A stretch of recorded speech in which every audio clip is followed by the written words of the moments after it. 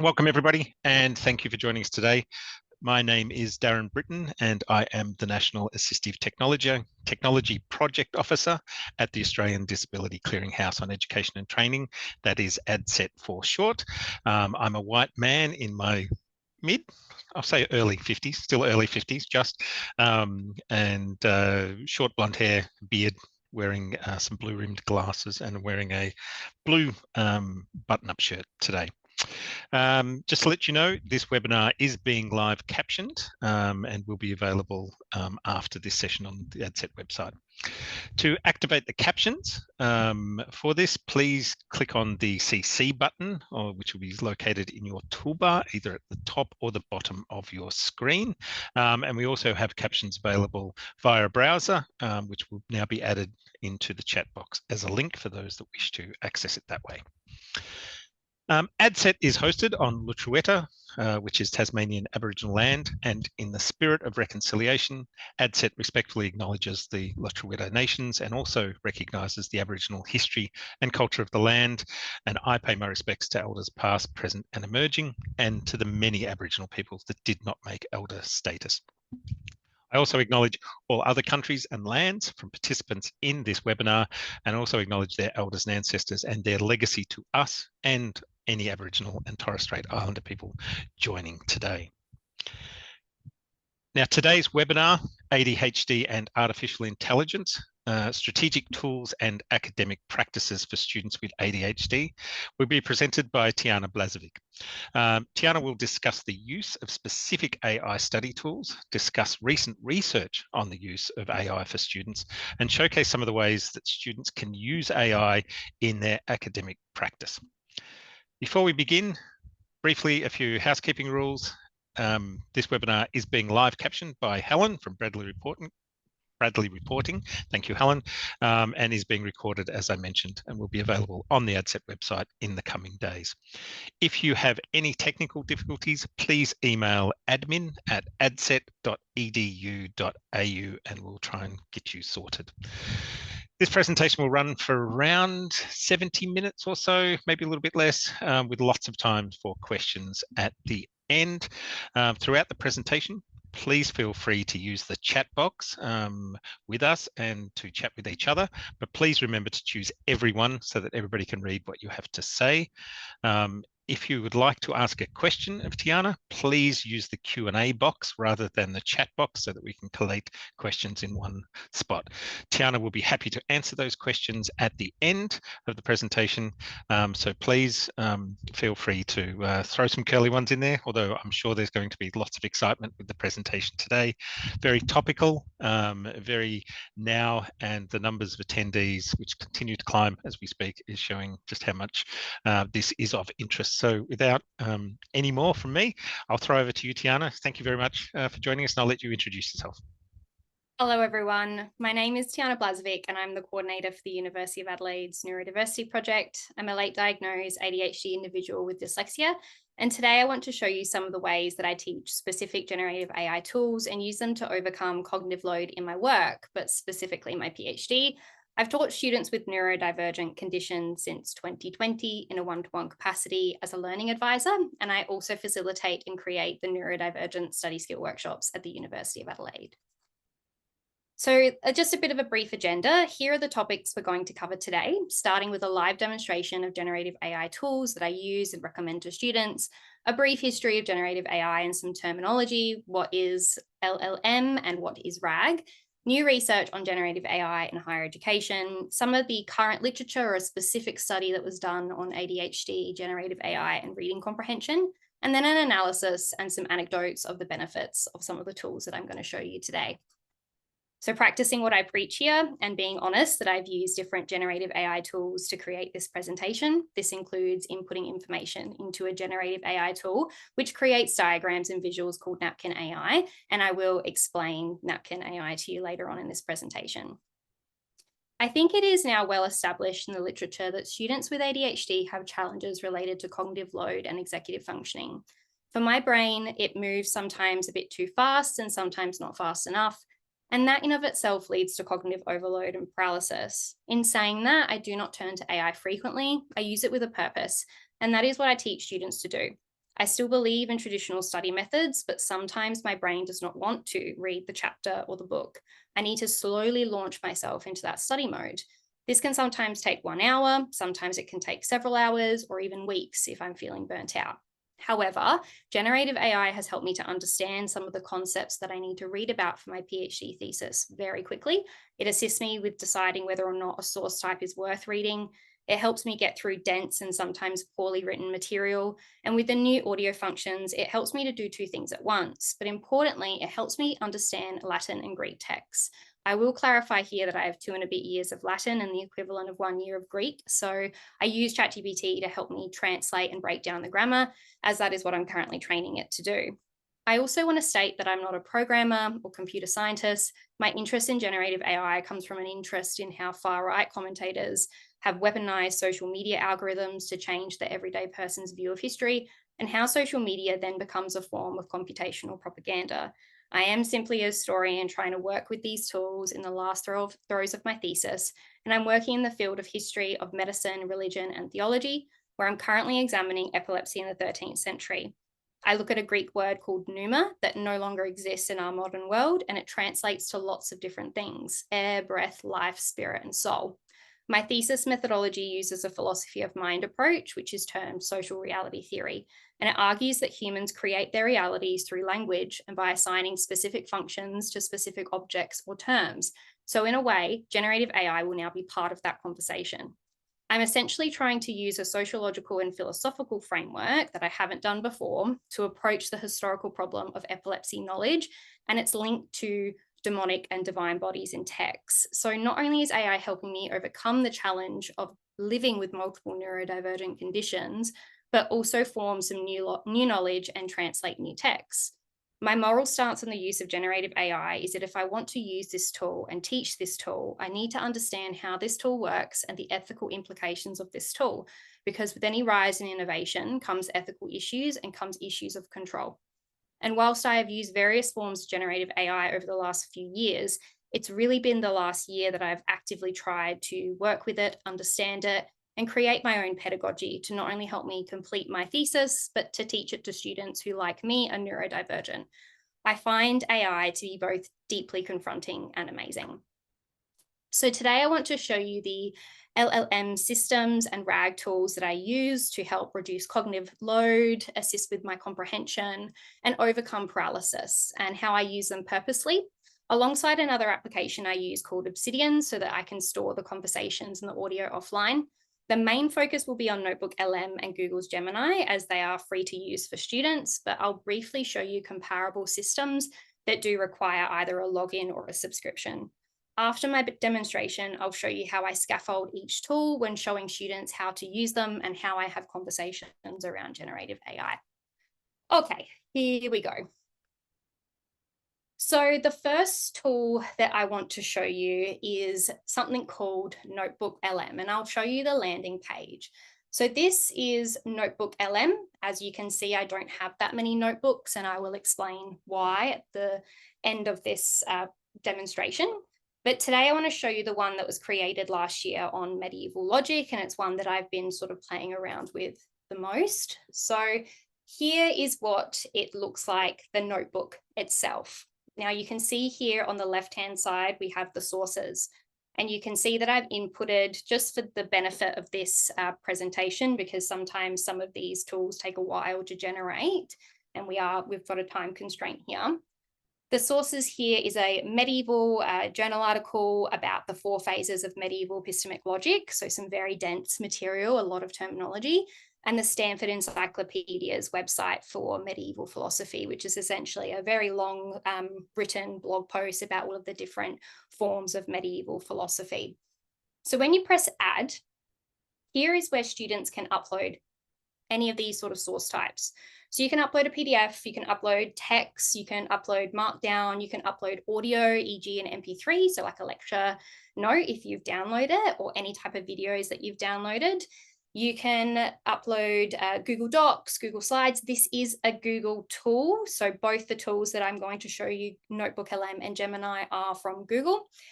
You can also, as I have shown you, upload a link to a website such as the Stanford Encyclopedia. You can upload YouTube videos or just copy and paste text straight in. So let's say a student is using something like EndNote or Zotero or Notion, and they've got a whole bunch of notes, they can copy and paste it straight in. In the middle pane here, once you've uploaded your sources, you can see that this middle pane is called Chat. And in the middle, it gives you a sort of brief overview of the sources that you've uploaded. And generally in my trials and tribulations of this particular technology, I tell students to not upload generally more than 3 sources. Because if you are going to upload more than 3, even 2, and you're trying to upload things that are diametrically opposed or quite different, the audio that it gives you, the responses that it gives you, the study guides that it gives you is not going to be what you want. You really want to try and make sure that you're uploading things that are interrelated content. So here in this chat function, it will give you that brief overview.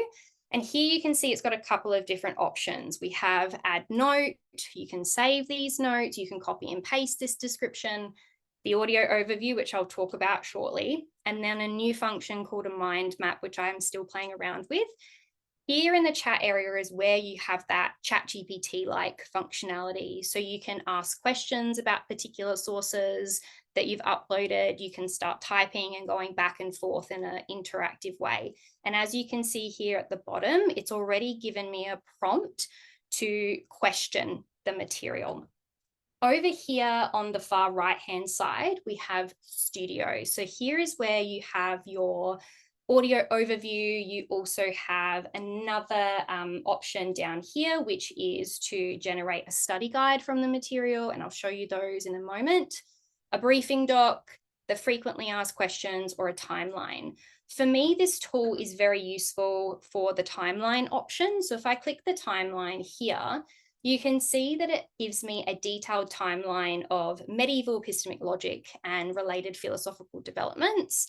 And it's given me the philosophical developments based on both of the sources that I've uploaded. Plus, it's also given me right down the bottom, you can see there's a lot of information here, and that's because the sources that I have uploaded are quite dense. Down the bottom, the cast of characters. So here is a curated list of all of the characters that I should know about based on the sources that I've uploaded. And it's also given it to me, again, in a format that I can copy and paste into other systems, such as Obsidian, Notion, or again, even Zotero, Word documents, files, you name it. So that's one option.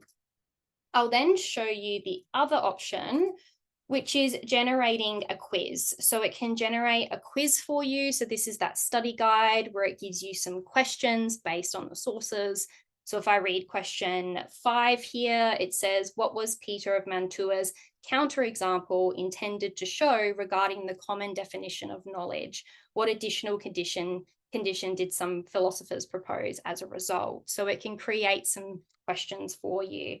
It then also gives you the answer key as well if you wanted to test yourself, which I think is brilliant for students who are having to do a lot of rote learning based on their content. So that's just some of the basics for your frequently asked questions, study guide, briefing document. The mind map is also quite an interesting one. If I click it here, it will open up to this mind map, which you can also download as a PDF or a PNG and place it again in your note-taking files. When we click, so here we've got medieval philosophy, it's given a couple of branches and we can look at importance of knowledge. We click that, it gives me its 3 basics that it has decided based on the sources that I've uploaded is the most important. So Arabic logic, Latin logic. If I click Latin logic, it will then take me back to the chat box and it's prompted it and it says, discuss what these sources say about Latin logic in the larger context of the importance of logic. We can see here it's generated quite a lengthy response. So if I have a look here and go down, it is again quite large, but notice these little numbers. If I click and hover over the little number, you should be able to see here where it's pulling this source from. So this particular bullet point is from the Stanford Encyclopedia of Philosophy. If I go and click on another one, so let's look at number 3, And let's look at this one. So this is all about Latin logic. It's pulling again from the Stanford. So this is how students can differentiate which sources the large language model is producing its content based off of. Okay, the next thing that I want to show you, and if you keep scrolling down, by the way, you can see any other chats that you've had. You can copy and paste these chats into, again, any systems that you use, is probably my favorite function of Notebook LM. So bear with me here, hope fingers crossed, no tech issues. This audio overview is probably the most beneficial for a student like me, a student with neurodivergent conditions. It's not just a robotic overview. It's not just a robot sort of talking to you. It is two people talking about the sources that you've uploaded in American accents in a podcast conversational-like way. So I'm going to press play and we're going to listen to the first 20 seconds of the audio. Welcome to the deep dive.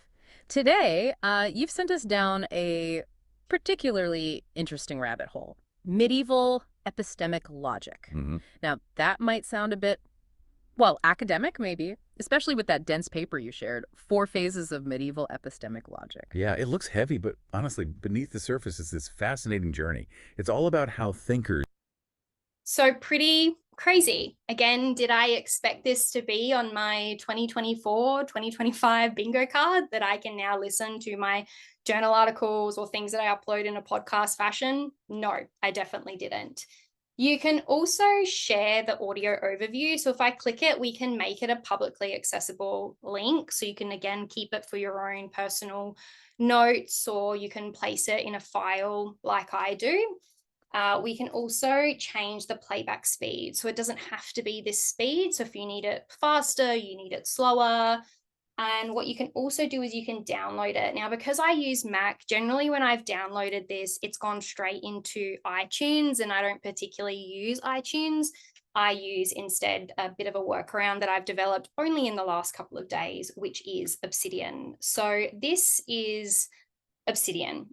And I will very briefly show you how I transport everything that I've seen from Notebook LM into sort of different, different notes. So this is something that I'm about to show you, which is how Gemini can produce really long research reports. It's another notebook tool. But here the audio overview is specifically that podcast. And so I just command record in Obsidian.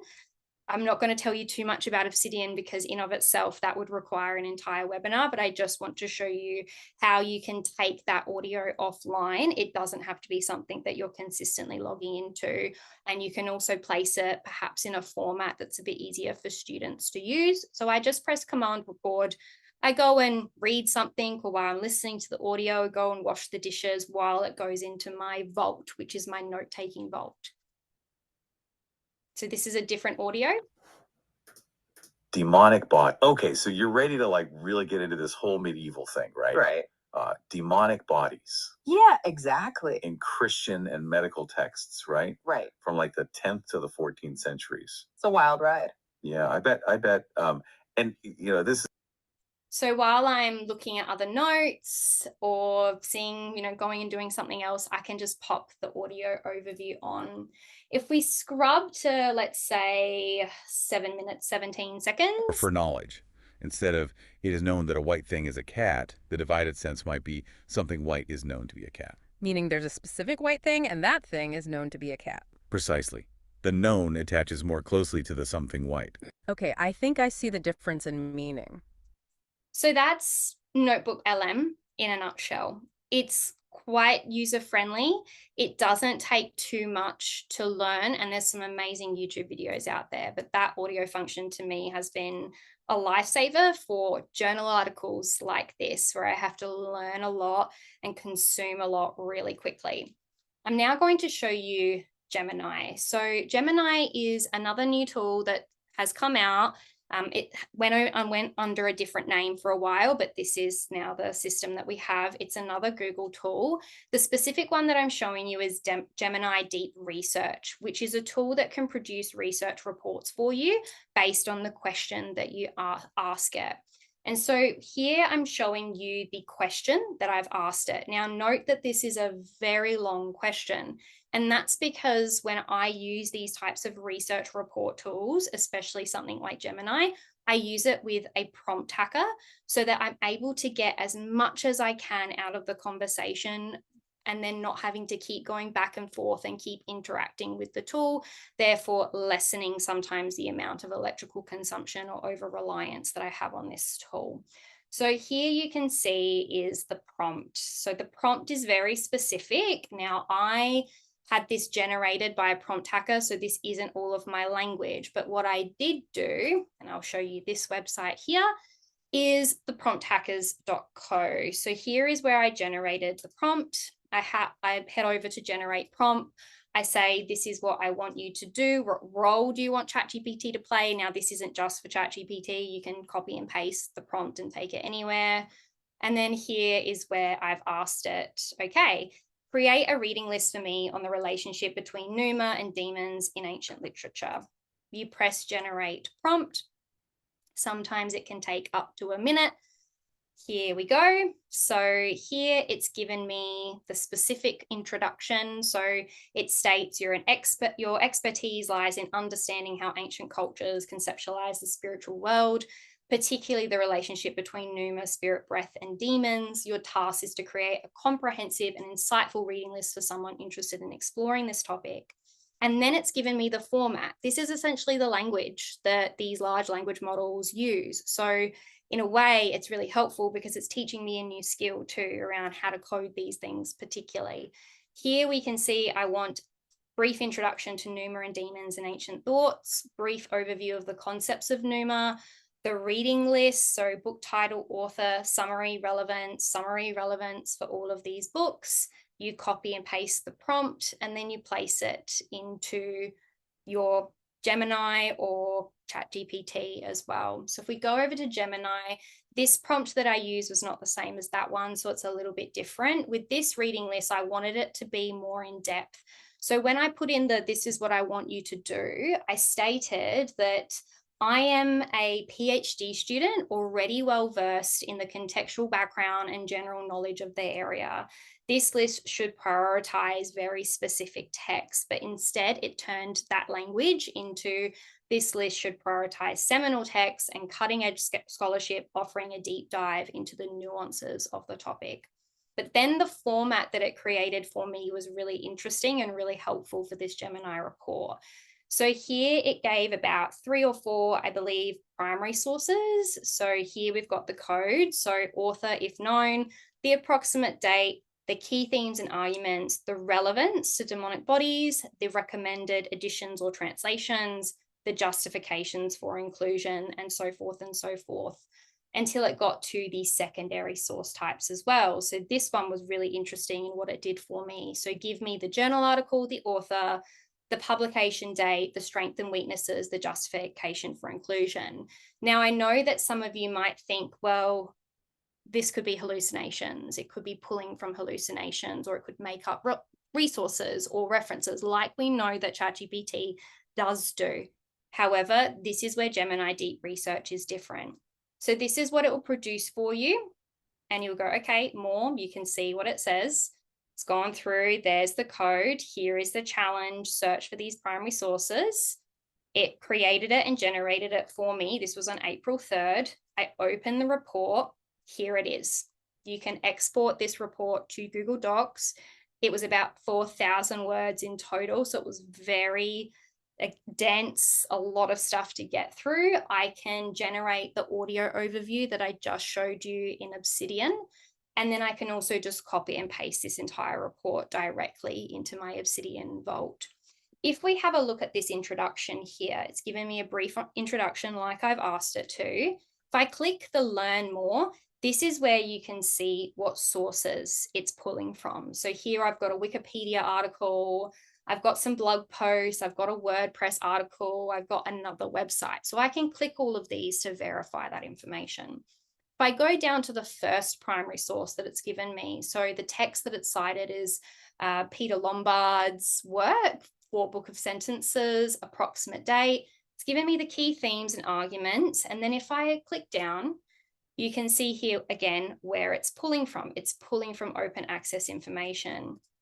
If I click again, it's given me a couple of different Amazon websites to find recommended editions and translations. If I click Learn More Too, here is where I can see that it has used or has tried to use an academic source. I have this book already. So this is The Demonic Body. I have this book. This is an academic reference 100%. So I know that based off of that. So I'll keep scrolling down and you can see that again, it is very, very in depth. It keeps going. So this is all just the primary sources that it's recommending for me. Click again on the Thomas Aquinas one. It's given actually me here a couple more Taylor and Francis articles. So these are academic resources. If I scroll all the way down to the conclusion, and this is probably my favorite part, however, I also just want to point out again, for the secondary source list, this book, Fallen Bodies, Pollution, Sexuality, and Demonology in the Middle Ages, is again a recommended text for people in my area. So it is pulling correct information in this instance. If I scroll down, another one that's a recommended text, which is Nancy Kaikola's Discerning Spirits, Divine and Demonic Possession in the Middle Ages. And then it's also given me this one that I didn't know existed. So this is The Hybridity of Demons, Theological and Visual Conceptions in the Medieval Period. This was published in 2021, which is when I started my thesis, but I wouldn't have probably come across it just yet. If I scroll down to the conclusion, it gives me some further research directives, which again is really interesting for an HDR student, where I can go, okay, so what does it think that I should be doing? What further research areas? It cited a couple: the comparative analysis of demonic bodies in different genres, the role of gender and perceptions of demonic bodies, the intersection of humoral theory and demology, which is actually my thesis area. That's the further directions that it's listed. If I scroll down to the conclusions, it's given me quite a really good conclusion, but also it's given me what I love to see, which is a table. So it's kind of given me a table of all of the information that I should take from this report. So it's given me the source type, the example source that it's pulled from, the description of demonic body based on the source, key characteristics, and potential symbolic meaning. If I scroll down, I can export that table into Google Sheets, or again, I can just copy and paste it and put it into my Obsidian. It's also given me another table specifically on the medical question that I asked. Now, here is where it is different to things like ChatGPT. So the sources used in the report, this is its reference list. This is all of the references that it's given me that I can then go through and check and verify these references and sources. There's quite a lot of blog posts on here. And when I did a little bit of deep diving, I noticed that what it was pulling from was blog posts that were talking about academic articles that had just come out, or blog posts by the academics themselves talking about their work, which I thought was quite interesting. If I scroll all the way down, so you can see the list is quite intense. This is a lot of research, but that's because of the way that I have prompted it. I have made it generate something that's quite in depth, and this is why I recommend the use of the prompt hackers. It's also got a section that is sources read, but not used in the report. So if I scroll down here, you can see that we have, again, a whole bunch of different websites, a couple of them, most of them blog posts, a couple of them some, odd websites and public domains. But what I also like about this, and this is how you can teach students to use it, is that it shows you its methodology. So here we have the thoughts. So the initial search focus, considering medical perspectives, the next step that it took. And then here you can see what websites, based on that first introduction, it decided to evaluate. If I scroll down and I look at the key theological texts identified, it said that it found Peter Lombard's Sentences, which is again a seminal work in my area. You have to know that text. From the 12th century is a significant theological work that discusses the physical attributes of demons.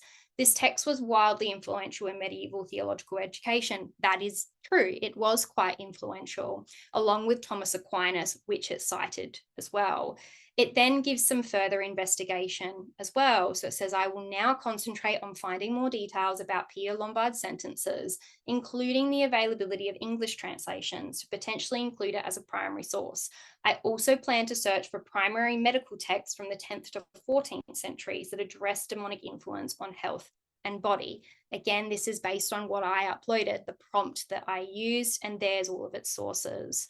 So this is why I like Gemini.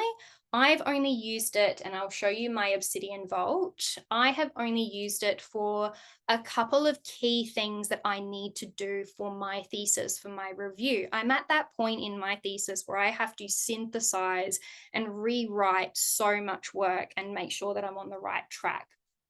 So here I've copied and pasted it directly into Obsidian. You can see I've got all of the headings there. If I go down to that table of sources, it's copied and pasted it directly into the table. Obsidian is all searchable, so you can search everything that you need. And if I wanted to maybe read something else, I can then go and listen to, I'm scrolling quite fast here, I could then go and listen to that audio overview. So this is why I do really enjoy Gemini. I think it's a really good tool for researchers, for students, but again, it's all about how you prompt it. That's probably the most critical component.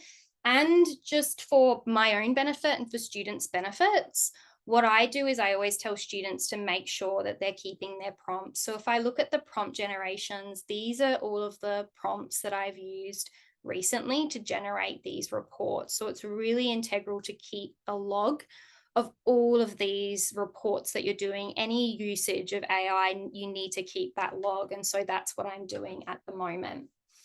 Moving on, I want to show you some similar tools to NotebookLM and Google's Gemini that do require either both login or subscription. So you have to pay for these services. If I look at this one, so this is Mindgrass. Now, I've probably been paying for Mindgrass for about 6 months now. In terms of whether or not it's comparable to things like NotebookLM or Gemini, not really. I think Google's kind of cornered the market on this one, especially with that audio overview, but something that I think is still helpful for this tool, this specific tool, is that like NotebookLM, you can upload any source type into it. So that is inclusive of lecture notes and live or recorded lectures. That's what I see it be advertised for the most on TikTok, is to get live lectures into this particular system so that you can then go through all of the headings like it generates here. So I uploaded the exact same article for your benefit, the 4 phases of medieval epistemic logic. And here is what it generated for me. So the original content is the article. You click over to AI notes and it gives you some headings. It gives you some basic dot points on each of the headings. And it also has ChatGPT-like functionality, again, like NotebookLM, where you can go in and you can go explain more. So I pressed explain more for this particular section. So we have the AI notes, 4 phases of medieval epistemic logic, briefly explain more about 4 phases of medieval epistemic logic. And in the chat box on the far right-hand side, we then have its breakdown of those 4 phases of medieval epistemic logic, given me some key things, phase 1, phase 2, phase 3, phase 4. It's then also given me, like Gemini and like NotebookLM, a sort of summary of key developments, but in a table format. And then the references from the original content. So like NotebookLM, and also in a way like Gemini, it's pointing specifically where I found this information. It also has something that I think is quite helpful for reading comprehension for students who, like myself, are dyslexic, ADHD, autistic. It is the focus reading. So if I press focus reading, you'll see here on the AI notes, it has highlighted a couple of the 4 to 3 of the first words so that students can read these in a focused reading way. So it's easier for comprehension, easier on the eyes. It does also have an audio function, but the audio function is very robotic. It only goes for about 3 or 4 minutes. And don't get me wrong, I'm not sitting here and having like a sponsorship with Google or anything. I've been using this tool for 6 months. I've definitely used it to, again, break down some articles for me, but it is something that students have to pay for. It's 15 Australian a month, and the price is going up. So in comparison to the currently free Notebook LM is where I'm going to send students, as opposed to something like this. I have the means to be able to pay for this software that I'm still not even 100% on, and I might potentially, if I don't use it anymore for the next couple of months, probably cancel the subscription and find something else. So moving on, and actually very quickly, it also generates flashcards for you and quizzes in the same way that Notebook LM can too, which is also very helpful. So you can ask, how many flashcards would you like to generate? Let's just do 5 as the minimum. Select specific topics for your uploaded content. So you can then go, okay, based on the headings, this is probably what I want to do. So let's do understanding and knowledge in late medieval philosophy. Press generate. There was an error probably because I haven't saved it. So good example to show that the user interface is sometimes not the best, but the point is you can create flashcards. You can also create quizzes as well. And then you can also generate another AI summary too, and then dive deeper into the source. So this is Mindgraphs.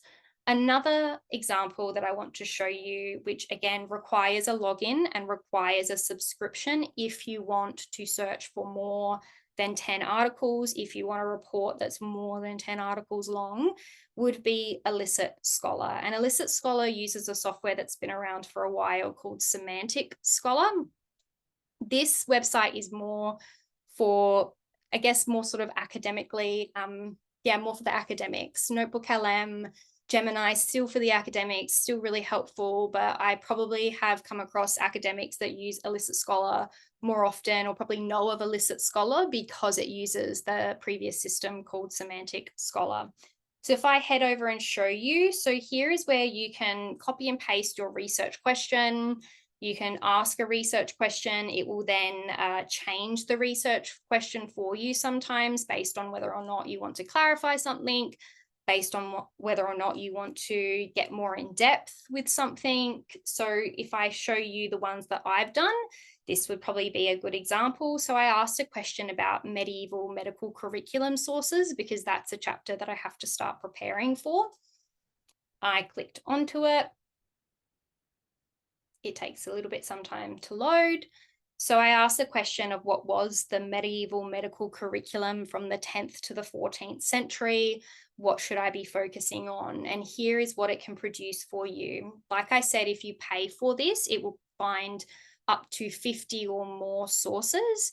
But if you're not paying for it, which I'm currently not paying for, I only want 10. And that's what I tell to students, that realistically, if you want to use something that's perhaps more approved by academics because of its connection to Semantic Scholar, ADCET is your best bet, and the 10 sources is more than enough for a 1,500 word or 2,000 word essay, sometimes even more than that. So here is where we have one sort of central panel. You can see on the side here, on the right-hand side, it gives you the report. So it says, I've gathered the papers, I've found 50 papers, I've included 10 papers in my screening, and then I've extracted 30 data points from all of those papers. And you can click and jump to these steps to find further details in a similar way to Gemini. You can see its methodology. It also generates the report for you and sends it to the email address that you've used with this system, and then you can save it as a PDF if you wanted to put it through a text reader. And it also has a chat function as well, so you can try and get more in depth with the sources and go back and forth. So I'll show you here its top title. So between 1050 to 1300, medieval medical education centered on translated Greek and Arabic texts, such as Avicenna's canon and Hippocrates' aphorisms, along with Latin compilations like the Archella, which were widely used across major universities. It's given me an abstract. It's giving me the top sources that it's screened. Go down, it's given me the methods. So it says we've analyzed 10 papers from that initial pool of 50 with 8 screening criteria. You can click on it and it will ask you more on the methods, but because we're kind of running out of time, I want to be mindful of this. Here, though, again, is where I like ADCET Scholar. It gives me the study, it gives me the study focus in this table, the geographical region, the time period, the source type examined, and the full text retrieval. It will also give me a thematic analysis in a table. So we have the text name, the origin, the period of introduction, and the universities that are using it. If I scroll down even further, it also gives me, and I will zoom in on this so we can see it a little bit more clearly, the translation and transmission. So it provides some contextual information based on those papers, the institutional integration. You can hover over all of these asterisks here on the screen, like Gemini, to see where it's pulling this information. And if we scroll all the way down, this is where it gives you the reference list, and you can export this either as a bib file, an RSS file, or a TXT file. Again, ADCET Scholar is good because it is used already by quite a lot of academics. Its connection with Semantic Scholar, but the downside is that unless you're looking for more than 10 papers, you will have to pay for it, and the cost is quite expensive in comparison to, you know, the free systems like Gemini. So lastly, I want to show you Goblin tools. So if you are feeling a little bit concerned about some of these tools, you want to still recommend something that is good for a student with ADHD, but not feeling as confident with tools like NotebookLM or Gemini or Mindgrass or ADCET, or perhaps your university doesn't have the best AI policy, or it's still forming its AI policy, like we all are. Here is a fantastic tool that's been around for a while. This is free to use for students. It breaks the task down for you. So I've just, for everyone's benefit, included and inputted some data already. I've asked it to break down for me this particular task that I might have to do, which is read and digest Gemini reports and listen to audio overviews, start writing chapter 1 for thesis. And because I've put it on what's called the spice level, the maximum spice, it's asked me how much breaking down do I need? I need a lot of breaking down. So it's really broken down each step, such as gather the necessary materials, ensure that all electrical devices are fully charged or plugged in. It's really, really given you quite a lot of information as opposed to something else. And what I love about Goblin tools is that you can tick things off as you go if you need. You can swap things around if you need as well. If we hover over the little book here, the task, it can give you a time estimate on all of these tools, which good as well. However, the time estimate is always a little bit skewed, so I'd be mindful of that. You can edit all of the tools, you can add subtasks, you can clear these tasks, or you can remove this entirely. So let's just say, let's, remove it entirely. The other options that you can do for Goblin tools, the one that I probably refer students to the most, because it is, really important, is the chef. So this is really helpful. Here you can write what ingredients you might have left in your fridge and any dietary constraints you might have, your serving sizes or anything like that. And we know that students with ADHD don't sleep well. The diet can be a struggle. Trying to get good nutrition can be a struggle. They want to, cook for themselves and clean and do all those things, but sometimes it's just incredibly hard. So let's say I have something random, eggs, apples, and beef, something really random. Suggest, and sometimes it does take a while to generate. It's given me savory apple beef scramble with a serving size of 2. Ingredients: 4 large eggs, 1 medium apple. Of course, I haven't specified my quantities in this. I've just said I've had eggs, so anything can be there. It's given me the instructions to cook the meal. I can copy and paste this into my notes. I can copy and paste it anywhere, but I can also send the results to the Magic To Do, so I can then go and see how I would break this down based on that maximum spice level. It also has speech to text, so you can hit the microphone and talk into it if you don't want to type as well, so it is fully accessible. What I like about this too is the compiler. So here is where you can put your brain dump. This website was created by neurodivergent people, so the language that it uses is very much you know, that neurodivergent community. I love the idea of the brain dump, trying to put everything in there that I can. It will then turn it into curated tasks and send it to the magic to-do list. What I also like is the formalizer. I tell students to use this for emails, to take the cognitive load and take the work out. And of course, you can get ChatGPT to do that for you as well. But this is, I think, you know, a tool that is good for students too. So let's say I want to write to somebody that I'm not sure about generative AI at this very moment. And let's say I want to make it more professional, more technical, more accessible, more polite, less snarky, angrier, easier to read. Let's say that I want it to be more passionate. And I convert it based on only 3 spices, so I don't need much conversion. Right now, I'm filled with a whirlwind of uncertainty about generative AI. I can make it more formal, convert it. Takes a little bit.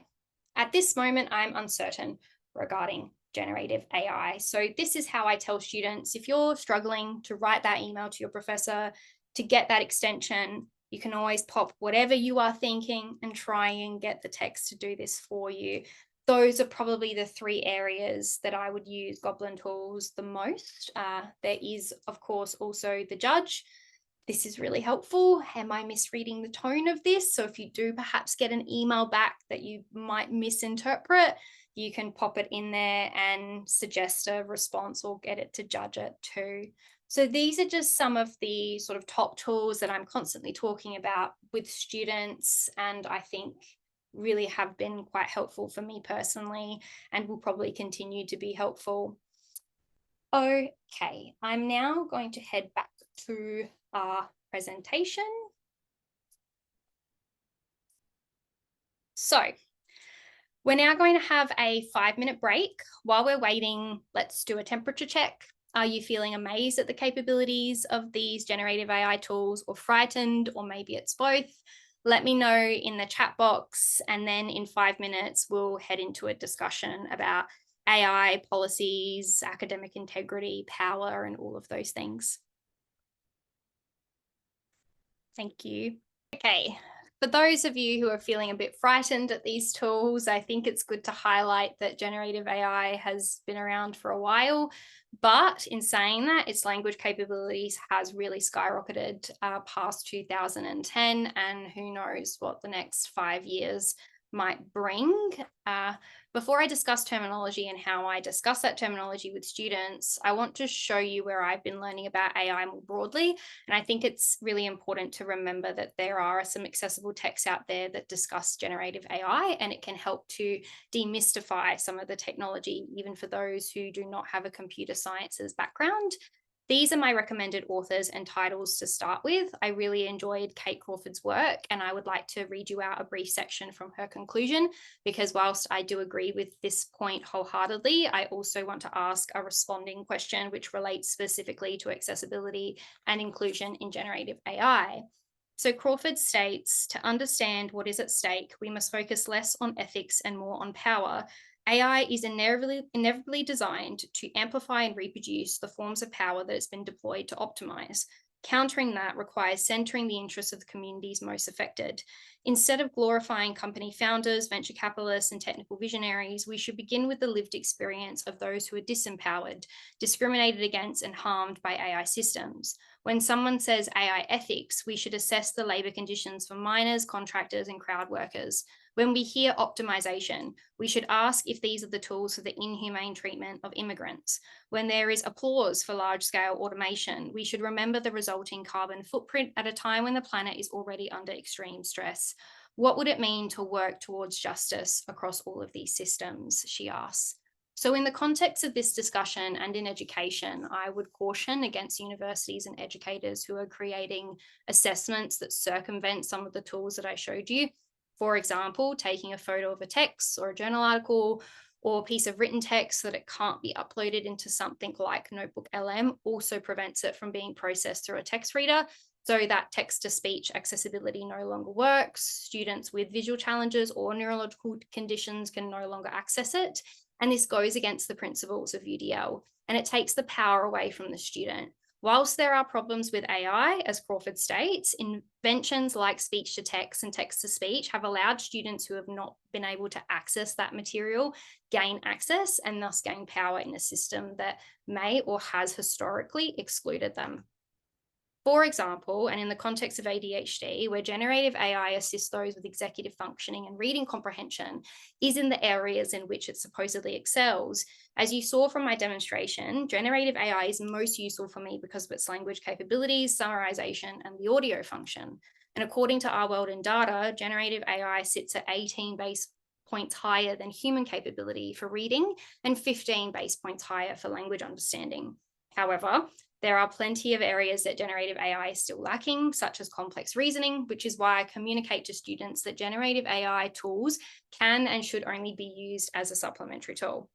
As I have stated in the recent data, it is important to remember that while there are remarkable achievements and these show very rapid gains, they are the results of specific benchmarking tests. Outside of the tests, AI models can fail in surprising ways and do not reliably achieve performance comparable to human capabilities. So whilst tools like NotebookLM and Mindgrass can summarize and explain things more quickly than humans, it still can't solve complex problems or answer every question.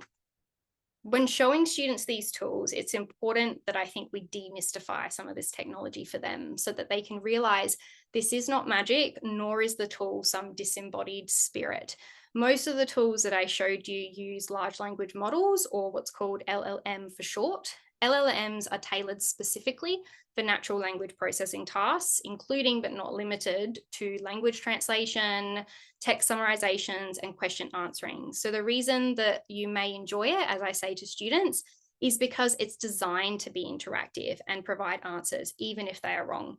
I think students can also be drawn into these systems because the texts that are generated are humanized in a way that academic writing is sometimes not, which is inclusive of not only journal articles, but poorly designed assessment instructions.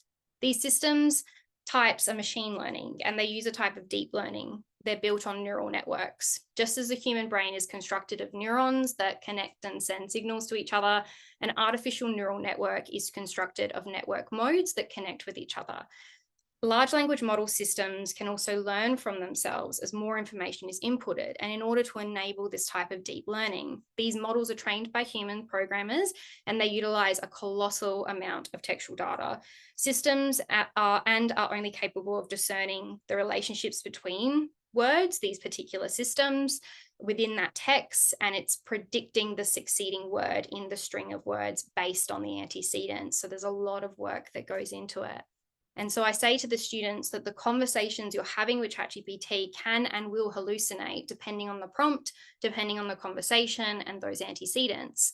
I always explain to students that these systems are designed to give you an answer, even if that answer is incorrect or skewed. So when students tell me of the systems that they're using, I'll ask, okay, are they using a large language model or is it using RAG as well? RAG stands for Retrieval Augmented Generation Systems. For example, NotebookLM, Gemini, and Mindgrass use RAG, and so does ChatGPT-4. This is where the system searches for relevant information from external or internal documents, databases, webs, the sources that you have uploaded. So the language it's generating is from a verified source, or at the minimum, verifiable sources. In most cases, systems that use RAG can generate a more informed and contextually accurate response. So there's less likelihood of hallucinations and misinformation in its text generation. With systems that use RAG, it can provide more access to up-to-date information, allows for a sort of deeper learning with more customized resources based on what the student is needing. This is, however, based on their prompts, which I think is a future skill, but more importantly, the AI is less likely to hallucinate when it uses RAG because it's trying to understand the language from the source itself. And this is why I emphasize to students the need for their own deep read and critical analysis, which includes any prompts you use, any hallucinations. You can't just listen to NotebookLM's audio, you have to question it as well, which we should be teaching students to do with any source type or information. Nobody should ever take anything at face value. Part of the challenge, however, with these systems, whether or not they use RAG, is language. As I state to the students, language is inherently human and complex. When I show these tools to students and discuss generative AI, I like to bring up the Odyssey, as I'm currently using generative AI to help me translate medieval Latin and ancient Greek. My bachelor's and master's was in the field of ancient literature, and in my 4th year, I had to do a reading of Homer's Odyssey and compare different translations and how that affected my analysis and reading of the text. For example, in the translation of the Odyssey by Emily Wilson, a female scholar, she uses the accurate and very specific Greek term for dog-eyed or dog-face. When Wilson translates this term in the text, when Helen is explaining her decision to leave her husband and go to Troy, Wilson translates the lines as, "Shall I conceal my thoughts or speak?" She goes on to say that the day the Greeks marched off to Troy, their minds fixated on the war and violence. They made my face the cause that hounded them. So this is Helen speaking.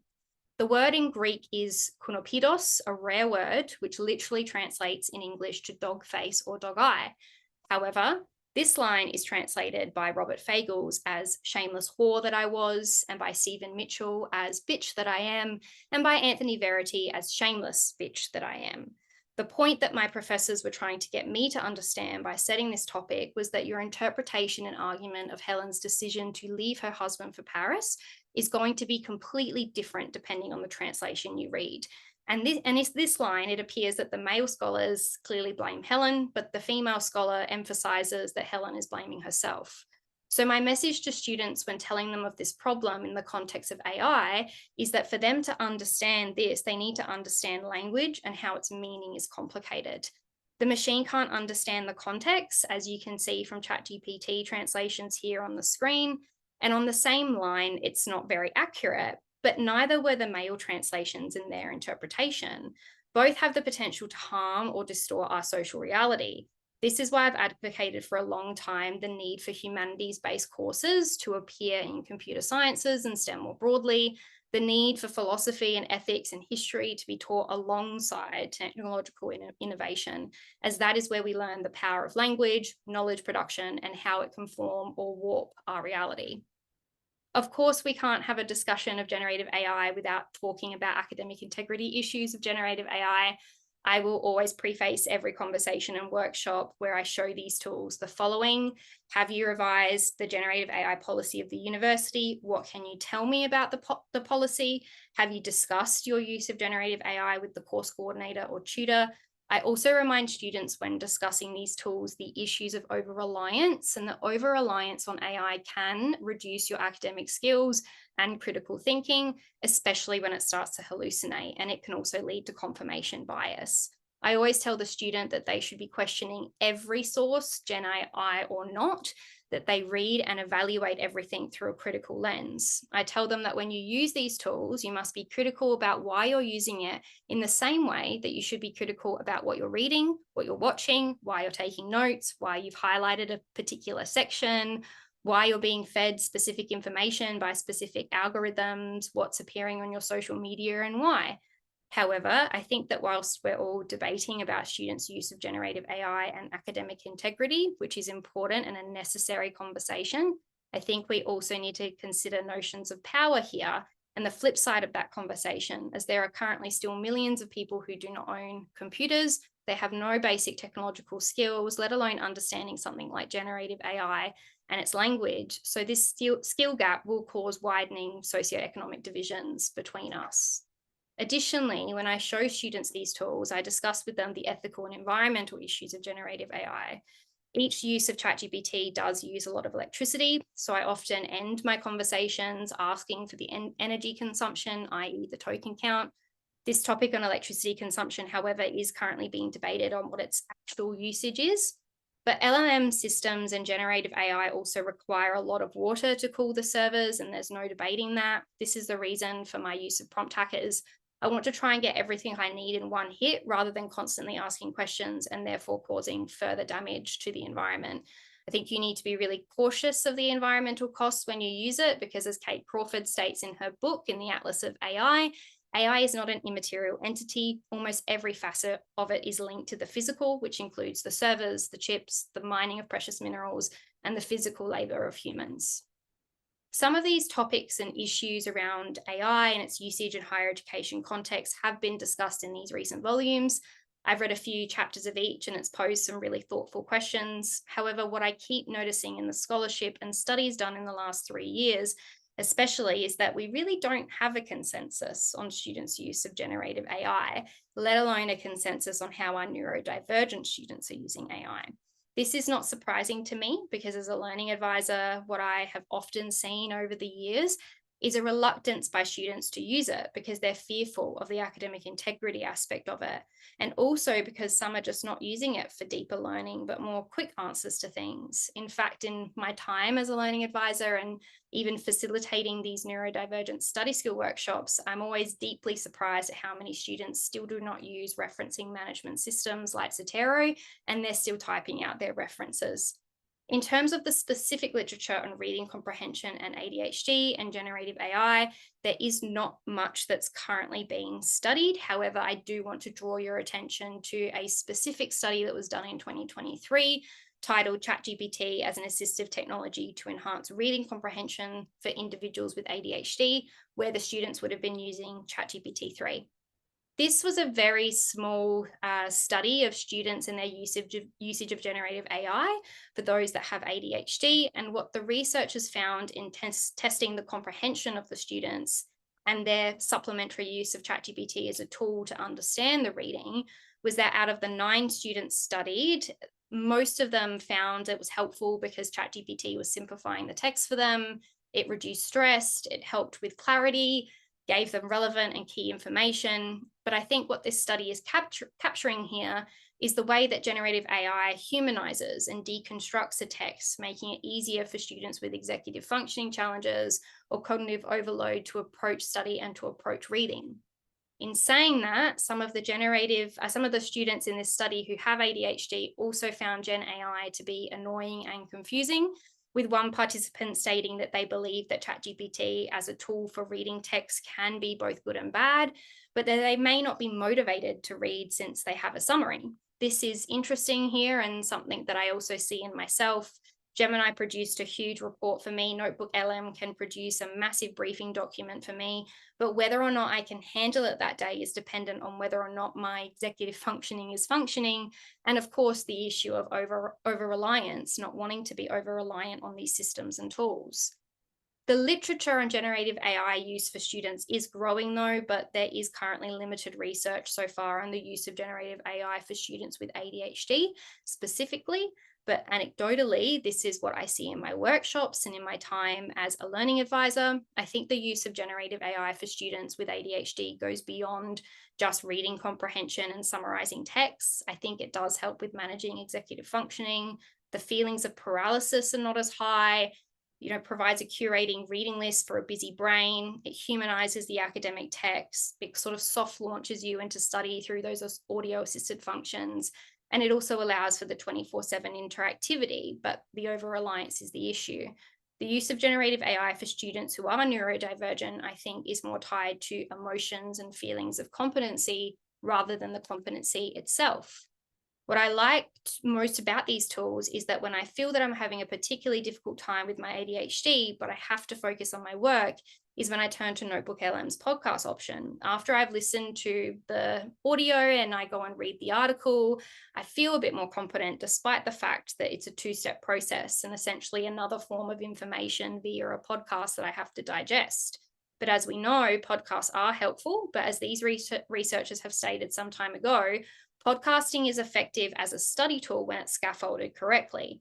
In saying that, this article was published before RAG systems like Notebook LM existed, which generates the podcast based on that specific topic. A recent study found that AI-assisted audio learning can increase motivation, increase feelings of autonomy, feelings of competence and relatedness that promoted academic motivation. The article argues that the audio learning potentially enhanced students' feelings of autonomy by allowing them to engage with learning materials in a flexible settings, on the go or while multitasking, which is perfect for students with ADHD. As a result, the study found that the flexibility of this text combined with the lower cognitive demands compared to reading may have contributed to increased feelings of competence. Additionally, listening to a human voice, even when AI generated, could have fostered a sense of social relatedness, thus further boosting motivation. This is what I often see with students and have felt personally is the imposter syndrome that comes with reading academic text and not being able to understand it and then losing motivation. I think it's a large problem that feeds into the retention of students from equity groups where we expect them to come into university with pre-built skills of knowing how to decode academic texts, and we do not teach them that fundamental skill explicitly in their courses. Rather, we sometimes will make it an optional asynchronous learning module. My question is always, how exactly do you motivate a student with executive functioning when it's a self-directed module on an essential skill that they need to read these texts? I think we also need to reevaluate how much we're potentially fitting into our courses at all levels of education, primary, high school, and tertiary. As a first in family, there was not a single person that I could turn to help me understand how to read peer-reviewed works, navigate university systems, or synthesize knowledge from the mammoth amount of content that I was learning. These feelings of competency in reading are supported in the literature for all types of students, not just students with ADHD. Reading and the emotions that come with it for someone with ADHD is a roll of the dice, because I know that the minute I start to feel frustrated with the text, it's game over, my momentum fails, the paralysis kicks in, and it can take me hours, sometimes days, to approach that text again. These researchers found that amongst students with and without reading difficulties, reading material awakens fewer negative emotions when the material is not too challenging. And this is why I recommend the use of tools like Napkin AI or Notebook LM, as it provides a way to interact with the material and give some context first before they go into a deeper read and start taking notes, so that they're not entering their study mode already feeling that overwhelm of emotions or the imposter syndrome. This particular passage that I had to study in my master's thesis before generative AI would regularly bring me to tears, because I would see other scholars cite it in their work and think, how on earth do you understand this? The text starts by stating, God is everywhere because he is nowhere. And this is also true of intellect and soul. For each of these is everywhere because each is nowhere, but God indeed is everywhere, and now here with respect to all things which are posterior to him. This is completely incomprehensible and dense, even with my years of knowledge of Neoplatonic texts. It took me weeks of drawing and writing to figure it out in 2021, and also place this in the context of my wider thesis aims, which was the reception of Neoplatonic philosophy and Egyptian theology, another niche area I know. And then last year, I found Napkin AI, and as I was testing it, I put in this particular passage, and here, as you can see on the screen, in a matter of seconds, it was able to turn it into something that was more digestible. This would have saved me so much emotional stress and turmoil at the time. And time is critical these days. Students in Australia are working more than ever, especially HDR students. We're having to work more hours in an economy where our dollar does not stretch as far. So tools like Illicit Scholars and other RAG and large language systems like MindGrasp also assist with precision and finding the necessary information fast. What I also like about showing this particular tool to students is demonstrating to them that at one point they have to stop reading. There is simply too much information in today's world, and you can't put so much pressure on yourself to read everything. However, this tool can help you get started and keep you on track with a curated reading list, as opposed to going down a research rabbit hole, something that I often do myself and have seen with neurodivergent students, especially when you combine it with something like Goblin tools to really curate and help you get started. My opinion on students' use of generative AI more broadly is that I think the culture of publish or perish, in a way, has contributed to why students turn to things like ChatGPT. I really enjoyed reading about this case study of a generative AI tool called Infranotus, which creates semantic networks and analyzes language connection between articles, in a nutshell. The title of the chapter naturally drew me in because of my research area. If you don't know the story, the basis is that a learned sorcerer asks his apprentice to clean up, and when the sorcerer leaves, and the apprentice thinks, well, I know magic, I can use spells to get this done quicker, but because he's not as competent in the language of the spells and the magic, he messes everything up and creates more mess. I think a culture of publish or perish has created more mess, because we have now hit a point where there is so much information, data, and research out there that even in niche areas of mine, which is demons and medicine, I need generative AI to help me sort through it. And this is not just in academia, but every time I walk into DMICS, I'm struck by the amount of new commentaries, new histories, new biographies, more books, more articles, more podcasts. The more we may need these tools simply because we're trying to read and consume everything. As I often say, we can't put AI back in the box, nor can we ask humans to stop producing knowledge of all kinds. But we do need to start creating policy and conversations around the production and control of knowledge and teaching students how knowledge generated by humans who code AI systems is inherently political and shapes our social reality. Importantly, we need to recognize that students with ADHD need these tools as well as alongside traditional study methods. We just have to start having honest conversations with them about their usage, demystifying the technology, discussing the ethical issues of its usage so that they're cautious when they use it. And importantly, telling them that this should not be your first reaction is to go to AI. It should only come when you're at that point that your emotions begin to heighten and those feelings of imposter syndrome and cognitive overload kick in. These are the rules that I abide by for myself and the recommendations that I give to students when showing them these tools and having these discussions around the use of generative AI. Keep a log of everything, including your prompts, your notes, your responses, and the hallucinations. Double check and verify the information and question if the response is a real generation or it's a hallucination. Use the tool thoughtfully, e.g. use a prompt hacker to generate the most accurate response that gives you all the necessary information you need without too much back and forth. Avoid using it daily and for every research task or life task. It's important to first recognize when you're feeling that paralysis of functioning and ask whether or not the tool will overwhelm you or make it easier. So to conclude my talking part of the presentation, I think that this chapter cited on the slide here points out something that we might want to consider. The authors state that perhaps the very idea of a new status quo should be challenged. The COVID-19 pandemic created a situation where many traditional face-to-face educational practices became obsolete, instigating an unprecedented pace of development in online, hybrid, and digital pedagogies. In 2024, we are experiencing another seismic shift in education with the growth of Gen AI. Perhaps then there are no static moments. Instead, we simply need to accept the wisdom of Heraclitus, that the only constant in life and in education is change. The wisdom of Heraclitus that they're referring to here is his quote from a fragment, where Heraclitus supposedly said that no man steps in the same river twice. Most people misinterpret this particular Heraclitus fragment. If you read the entire fragment, plus if you understand the context of pre-Socratic philosophy, Heraclitus is not saying that everything will always change or it's always subject to change. There are some things in this world, fundamentals, that will never change, such as a mountain where the river lies. You need to climb the mountain first in order to step into the river, and that mountain is not going anywhere. I think students will always have to read and interact with texts in order to truly grasp their meanings. Generative AI can create summaries for them, but it can't always understand the text. And some students like myself might need these tools to make it more accessible. But how we read and interpret those texts, deal with cognitive overload, and understand how knowledge is produced and shaped by society is the mountain that still requires fundamental knowledge and the teaching of academic skills. But these skills are subject to change based on technology and the understanding of that technology, which is the river that is constantly changing.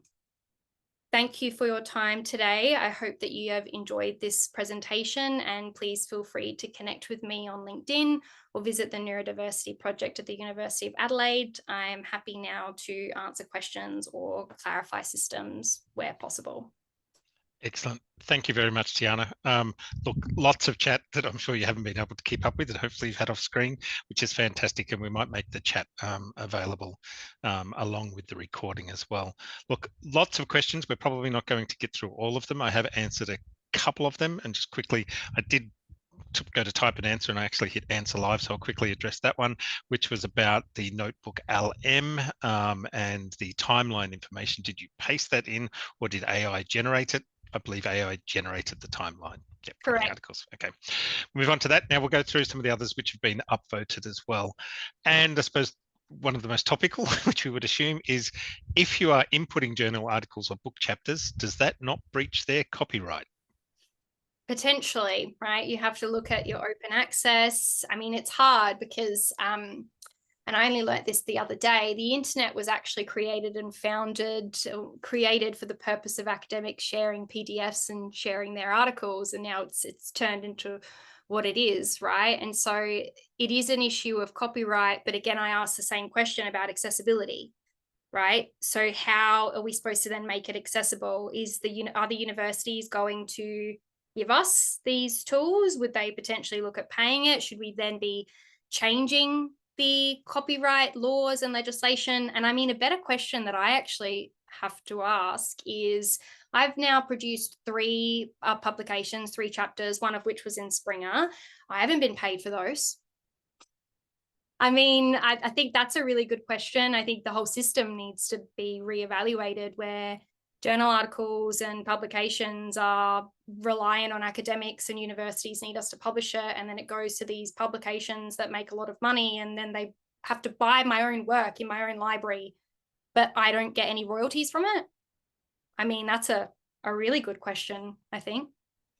Yeah, look, and there's also, I might just point out, there's also the notion, particularly under Australian copyright law, that does support format shifting for students with a disability. And again, you are talking about neurodivergent students here. And so in the similar vein, I always make sure that students that I'm supporting, students with a disability, are well aware of their roles and responsibilities in using some of this, and to, where possible, turn off the ability for these engines and various LLMs to source their, I suppose, their information and put that into their training models. Most of the tools do allow you to do an opt-out or a temporary option. But I think, as you pointed out, it's worth keeping hold of all of the prompts that you put in and those kind of things. But I just wanted to know if you wanted to add to that, and have you had any of those discussions with students that are concerned about that copyright issue? I don't think students know anything. I'll be very honest. They don't know much about the copyright. I think academics will have that question, and rightfully so. But as you've pointed out, we know some of the legislation and the laws around this. As someone with a diagnosis, I need this to make it a little bit more accessible to me. Students, I don't think actually using Notebook LM. I think they're using ChatGPT more than Notebook LM. Darren, I don't know if you're also getting that too, but many of them, are not using Notebook LM. Yep. Okay. Excellent. Thank you. Look, and that's probably a topic for another day altogether on its own. Next question from Harko. Have there been any objective assessment on how accurately Notebook LM generates answers to its quiz questions, especially for subjects that are, for want of a better term, subjective? I don't think it's been around long enough.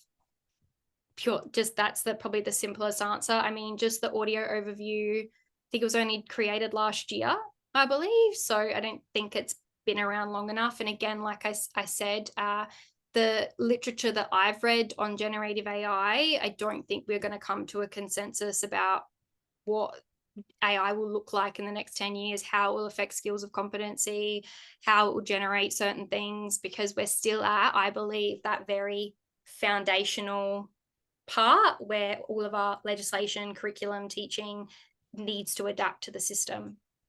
It's still very much transforming, and we don't know what it's transforming into just yet. More research, more evidence is certainly needed.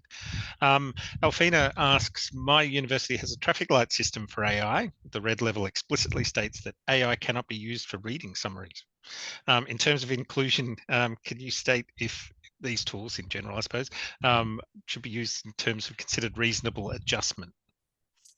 This is a conversation that does keep coming up about placing some generative AI information in students' access plans or individual plans. I think, yes, the text summaries is really helpful for students with executive functioning challenges and needs to be considered, especially from an accessibility point of view. I think, again, the idea that you can try to circumvent these tools is a little bit of an issue, because then it opens a can of worms to a whole bunch of other topics. Like I said before, if we turn around and say, nope, sorry, you can't put this through any AI models, or we're trying to find ways to circumvent it, you're going to prevent access for a whole bunch of other students. So I'm not too sure what the answer to that question is. I mean, from a moral standpoint, from my viewpoint, we should be allowing it for summarization of things. I mean, each university is so different. Macquarie has a research assistant AI actually embedded now in their library, so they're a little bit more for it. Watch this space. It's transforming week on week, isn't it? Every week, and I think you've even mentioned, you look at the tools and suddenly there's new features in there, as much as our institutions are adopting new features in new ways, sometimes without careful thought, particularly if we're talking about things like, proctoring of exams and those kind of things where we're using the tools. We're happy to use the tools in some of those senses. I digress. Quickly, a couple more questions before we run out of time here. Lauren has posted, I've heard that there's some changes being made or that are coming to Gen AI on accessing journal articles, that we won't have access to them anymore. What are the implications for the use of these tools if this is the case? I'm not too sure. I haven't come across that yet. Again, I think it's another question of we keep circumventing when we need to, again, have conversations around accessibility. And we need to have all of those conversations, and we can't put it back in the box. So how exactly are we going to stop students from using these tools? How are we going to stop people from using these tools at all? There is always a workaround. Someone will always try and find a way to make it more accessible. Yep. And look, and I think it's also important to note that it's not always necessarily just journal articles or things that students are putting in there. Students can put in their own notes. They can put in lecture transcripts to help understand lectures better, and to break those down, and to do that reflective practice and quizzing and prompting and flashcards. Zotero is a perfect example. Zotero is a reference management software system. I can put take my notes using the notepad on Zotero and then copy and paste that, which technically would have all of those sections from the journal article, and put it into something like Notebook LM. So there's still that problem too. Yep. And just quickly, there's lots of questions, and you have already agreed, thankfully, to answer some of these questions, and we'll add those up with the recording of the website. So if we didn't get to your question today, we will post some thoughts up there with that. But quickly, what are your thoughts, I suppose, again, back to Notebook LM, on how this process might lead to better reading? And they ask because they're noticing that AI summaries, audiobooks can help ease students into some of those readings. You mentioned some of that academic language. I think look at the audiobook industry. I think that is a really good example of the book industry, publications that are turning everything into audiobooks, where all of these people who wouldn't usually have either the time or perhaps even the skill to read are consuming audiobooks and podcasts at huge levels that we haven't seen in previous years. So I think, again, like I say to my students, it's not like I'm, grabbing a whole bunch of stuff off Springer and uploading absolutely everything into Notebook LM. You could see I've got 4. I have 4 notebooks in my entire, 6 months of using it. And it's because I'm trying to, again, have that deeper read, have that understanding, because let's also be really honest and be really frank. Not everything that's published is written well. That's also a problem, right? Is that if we want to have these discussions around copyright, and we want to have these discussions about how students are uploading things and engaging with content, can we also have a discussion around the inaccessible language that I've seen in some journal articles too, which make it really hard to engage? It's peer-reviewed scholarship. We're asking them to come in and understand how to read something that they're not taught explicitly how to do, and it's created for like 5 people in the world. That, I feel like, am I the only one that's asking that question? Are we not talking about that too? That maybe the reason people are going to these texts and turning it into audiobooks is because the text in itself is not to their level. Textbooks are created for students, specifically for students at various levels. Academic journal articles are not. So unless we want to just turn around and say everything's now a textbook and articles are only just for peers, we need to have that conversation too. It's called peer reviewed for a reason. Exactly. Look, we're going to have to wrap it there. We could chat for another couple of hours.